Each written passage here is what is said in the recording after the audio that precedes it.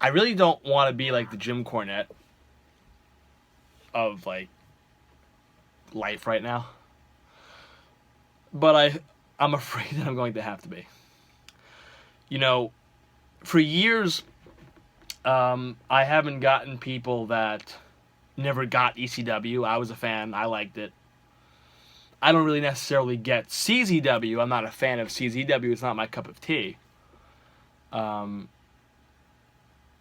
but I can see people liking CZW. I could see the appeal. Bloodthirsty fans looking for just people getting fucking thrown through glass and all that shit. And people fucking love it. So I could see why people like CZW. I cannot, for the life of me, I don't understand why people are fascinated with this final deletion. I don't. There was somebody that said Matt Hardy, wrestler of the year. Are you on drugs? I mean, you kind of have to be on fucking acid to appreciate Final Deletion. That is fucking god awful. It's terrible television. Somebody goes to me, "Oh, it's innovative." Yeah, it's innovative of being shit. It's shot like, I mean, you can draw more people in a freaking elementary school gymnasium. There's no fucking light. It's dark as fuck. You can't see anything. Then when they go outside, like in the woods, I just... It's fucking backyard wrestling on Pop TV. That's basically what it is. It's backyard wrestling with a national audience.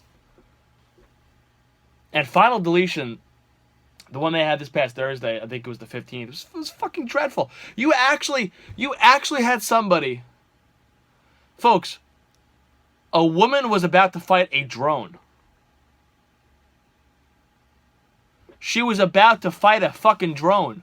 A drone! I mean, have they just lost their fucking minds over at TNA? I mean, I know it's inevitable that they're going to go out of fucking business. And I give Matt Hardy credit.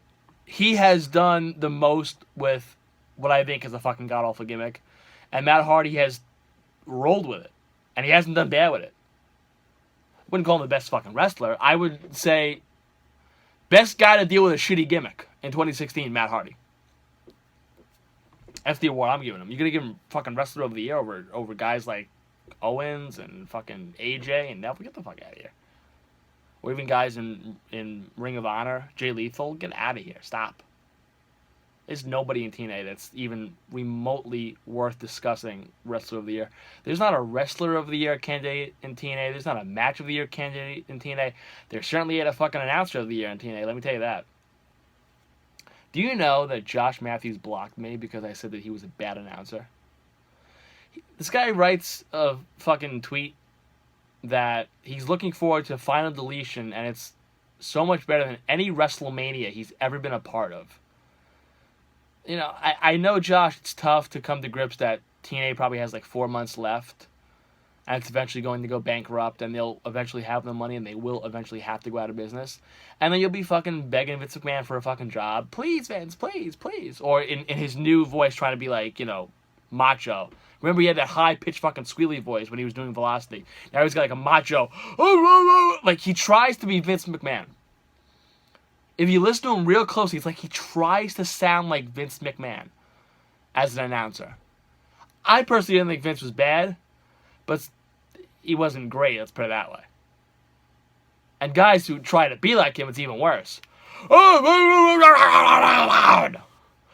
my God, it's the Heartbreak Kid, Shawn Michaels, look at this! Ah! Like that was Vince. I think Josh Matthews has like that fucking TNA Impact Wrestling. Like he has that voice now. And he tries to be a fucking announcer. Dude, you're fucking shit.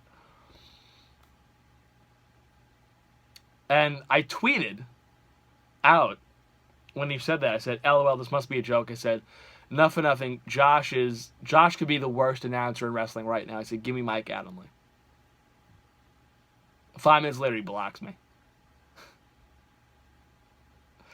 He blocked an up-and-coming fucking part-time producer and board op in radio, a 26-year-old kid from Staten Island. And he blocks him because he said he was a bad announcer. Get the fuck out of here. Dude, if you can't take criticism from me, you are not long for this business. And that's what Josh Matthews does. If you ever like talk to fucking people or bring up Josh Matthews on Twitter, he's blocked so many people for calling him out on just being a bad announcer. And he'll even block people that like shit on TNA. Like they'll be like, "Oh, like the show wasn't like really good at all. TNA's going down." He'll block them. The guy can take no criticism whatsoever, none. Which is funny because I think he tweeted out something like years ago about like Vince McMahon having the WWE universe and having his own world. Josh Matthews is in his own fucking world. Because you can't criticize him or else you get blocked. Fucker.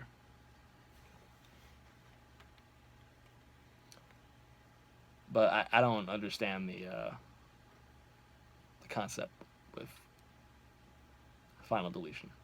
And I hate to sound like Cornette, because I don't think Jim Cornette likes anybody in life. I don't think he likes his wife. And listen, I respect Jim Cornette to fucking death. And he is spot on a lot of shit, but you can make the case sometimes when he opens his mouth that the wrestling business has passed him by.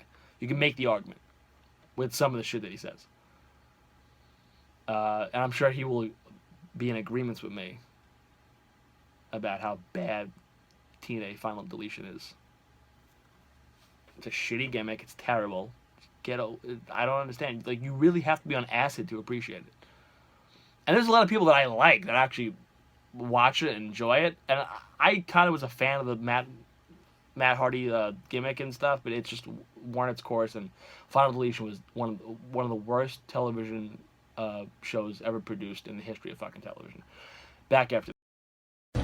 I am the god of hellfire, and I bring you the Chris Soriano Podcast.